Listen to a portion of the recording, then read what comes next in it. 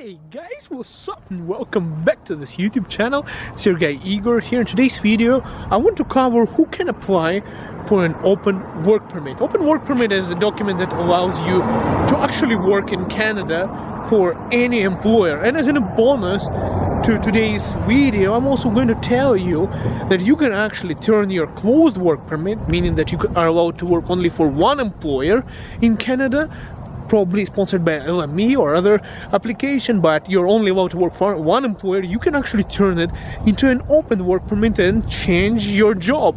But there is certain criteria, of course, that you have to meet. So let's talk about who can apply for an open work permit, the document that allows you to work in Canada, get Canadian work experience, and of course, guys, that can contribute to your express entry and final goal of immigration. For those of you who are planning to do that, for those guys of you who didn't watch this channel and just trapped on this video, I know lots of you did watch this channel for a long time. I got my immigration done as an international student, studied in Canada, applied for open work permit for 3 years after 2 years of studying, got my work experience after getting my Canadian education, and then applied for express entry and getting my immigration done, becoming permanent resident, and then getting my citizenship done, becoming Canadian citizen. So let's talk about how you can get an open work permit. And for that I actually opened a government website because, guys, I admit to you, I'm not an immigration consultant and I don't offer any immigration services, and I do found out that there are some additional things there now that you can actually apply. So here we go. See, they're saying that who can apply for an open work permit? An international student who graduated from a designated learning institution and are eligible for the post-graduation work permit program. So just like myself, you know, if you study for 1 year, I kept repeating it like 20 videos at least. Study for 1 year, get a 1 year work permit, open work permit. For 2 years, you get up to 3 years. They say up to 3 years, but usually everyone gets 3 years. So international students, that's why lots of people come here as international students, those who can afford doing that, of course, to get an open work permit. So once you graduate, you get a letter from your college, school, university, and you basically submit it, you know, to the while you are applying for a work permit, for your open work permit. And what people do is, the criteria, I don't know if it's still the same, 3 months after graduation is the time when you can apply. As soon as you graduate, you can still work full-time. So what people would do, they would start working full-time on their student permit, study permit, and then stretch it for up to 3 months, almost 3 months, because after that you can apply for open work permit, and then they would apply. So they would do that on purpose so that they can get 3 months on top of whatever they're going to get after graduation. Kind of a cheat hack. Now, guys, let's cover the next part of it, and it is as a student who is no longer able to meet costs of your studies. Wow, I didn't even know that, guys. What it means is that if you came as a student, okay, you had enough money, you know, unforeseen circumstances happened, you didn't have enough money to complete your studies. Apparently, I didn't know about that. You can apply and start working, make some money to pay for your tuition. That's mind-blowing. Like, I didn't even know it before I decided to make this video for you. That's something new. I don't think it was there before. Have an employer-specific work permit, being abused, or risk being abused in relation to your job in Canada. Now, this is where I was going to tell you that you can turn your closed work permit into an open work permit. So what happens is, guys, I have seen many people, you know, I cannot say that I've not been abused even, you know, when I was doing my immigration and everything, and I was in an open work permit, but, you know, employers do take advantage of you. Even though I had an open work permit, you know, it was a little bit disrespectful environment, you know, being an immigrant, you know, I had to do, you know, like, I didn't like that job. I really didn't like it, but I had to stay there while I was on my, you know, AINP program, not changing an employer, you know, because I didn't want to lose my application and my, you know, place in the line for permanent residency. But I've worked for a guy who was actually born and raised in Canada, so it was not the worst case, even the guy was nuts. But anyhow, there was a situation where people from other countries work on closed work permit, and employers do take advantage because for them it's worth. I could quit and I could go for another employer, and people with closed work permit, they cannot go anywhere, so they're kind of stuck, and employers were taking advantage of those employees.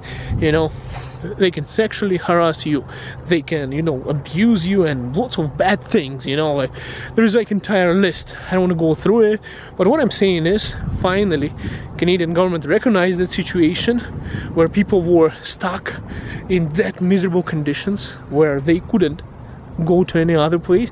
Now you can actually file a complaint to the government and you can get an open work permit. So how it works, guys, I actually looked into it a little bit. If you want, you can look into it as well. So basically you have to submit, you have to apply for open work permit and submit your proof. They might even schedule an interview for you, and then with that interview they're going to determine if that's falls under their category. What's going to happen next is, of course, if you're approved, they'll change your closed work permit into an open work permit. So basically the employer who might be sponsoring you on the labor market, LME or something, you can go and work for anybody else if it's approved. And of course that employer is going to be investigated, and maybe they won't even be able to bring any more people from other countries in that case. So all I'm saying is, guys, if it's a real situation, or, you know, if you're getting abused or anything, you go ahead and apply. But if you just want to convert your, you know, like, don't just abuse that system, okay? You know, don't lie. If it's happening, it's happening. Go ahead and apply. There's nothing shameful about it. It's Canada. You know, in Canada, we don't tolerate this kind of things, and that's why it's there. Okay, guys, let's go with the list. There's more things. You can actually apply for open work permit, for a work permit, if you applied for permanent residency. That's actually also good thing. You are a dependent family member of someone who applied for permanent residency, a spouse or Commonwealth partner of a skilled worker or international student. Now that's the question I always get asked. Igor, my wife or my husband is going to study in Canada. Can we come here with our kids? While she or he is studying, can I go and work?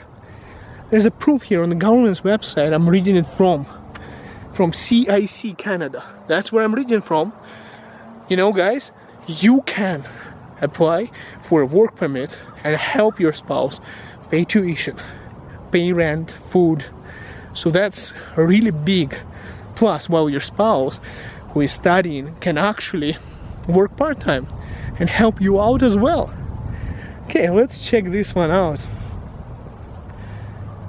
A spouse or Commonwealth partner of applicant of Atlantic Immigration Pilot Program. I also make a video about Atlantic Immigration Pilot Program. You should definitely check that out. I'll leave a link, guys, in the description of this video. It's really cool program, and you should definitely look into it. If you're out of Canada and you want to immigrate, and if you're able to get an employer, that's an amazing place. A refugee claimant, protected person or their family member. Guys, there are so many refugee programs, okay, and you can definitely get a work permit through one of them. I know I haven't created much videos on that. I really don't like talking too much about refugees because it's a really sensitive topic. That's why I don't create any videos on it, and it's a little bit complicated. You know, you cannot just come to Canada. You actually have to have sponsorship, so somebody has to put their name for you, okay? Pay money for you. So it's a little bit, you know, I don't want to go that way. And plus, you know, guys, I want people to go through a good immigration process. There's nothing wrong in being a refugee, and if it's for your life or your family, but the best way to go through a proper express entry. Refugee is just too much of a headache. Try not to go that way if you don't have to. If it's a life-threatening situation, of course, go ahead, apply. Cannot stop you there. Now, under unforeseeable removal order. Wow, I didn't know that under removal order you can actually get an open work permit. That's kind of crazy, guys. Seriously. A temporary resident permit holder can apply also for a work permit. And then a young worker participant in special programs. You know, there's like youth exchange programs, these kind of things. You can apply for work permit. Now, of course, guys, if you want to apply for a work permit, I'll leave the link to this website where you can see it on the immigration's website. I'll leave a link for you guys in the description of this video. Go ahead, check that out. There is additional criteria, so you have to actually read in detail for every single, you know, bullet point that I discussed in this video. Read in detail to make sure you meet the criteria before you go ahead and apply. Don't just go ahead and apply after hearing that you can apply on this video, guys. I'm posting a video very soon on a family channel, and I'm going to post a couple of them. I'm just editing them today. Make sure you check them out in nearest future, guys. If you are new to this channel, subscribe. And of course, guys, I'm also talking to some immigration agencies right now, because I have lots of you asking me about immigration, about services that I don't do those services, but I'm talking and I want to make sure, guys, if I do recommend anyone to you, that I recommend some agency that has an excellent reputation and that's going to stick up to its services, something that's going to provide exactly kind of services that I would expect if I was applying for my permanent residency again, guys. So I'm just making sure, because I don't want to lead anyone to a wrong direction. So once I verify all that information, and if you ask me who do I recommend, I'll let you know, but it's going to be coming out soon, guys. Anyhow, we'll see you in next video. See you soon, guys. See you in next video, and see you in Canada.